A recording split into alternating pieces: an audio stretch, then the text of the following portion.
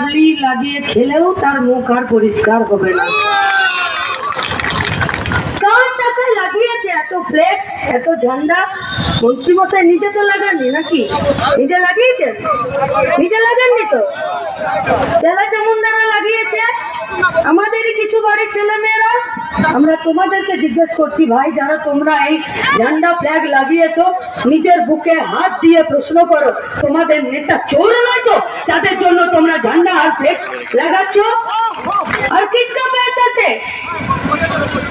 देश को बेचने का दलाली का पैसा, नारदा सारदा में गरीब आदमी का সারদাতে রাখা আমানতের টাকায় তোমরা এই ফ্লেক্স লাগাচ্ছ। এই ফ্লেক্স গুলো আর এই ঝান্ডা গুলো উড়ছে না, সারদাতে রাখা টাকা হাবিস হয়ে যাওয়া গরিব লোকের চোখে জল উঠছে। এই জল তোমাদেরকে ছেড়ে দেবে না। প্রশ্ন করতে মন্ত্রী মশাইকে এখানকার সরস্বতী বসাক, প্রশ্ন করছে এখানে সমীরণ বসাক, প্রশ্ন করছে দয়াল বসাক, নিমাই বসাক, কাদের নাম এগুলো? তাঁত শিল্পী। সরস্বতী বসাক দুই ছেলে তাঁত ঘরটাতে গিয়ে গলায় দড়ি দিয়ে ঝুলে পড়লেন। কেন? ছেলেদের দুর্দশা দেখতে পাচ্ছিলেন না।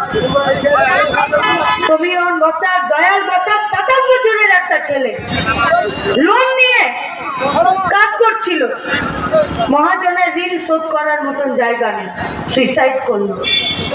সবার পরিবারের কাছে এই মন্ত্রী মশাইকে জবাব দিতে হবে যে কেন আপনি এখান থেকে ভোটে জিতে গিয়ে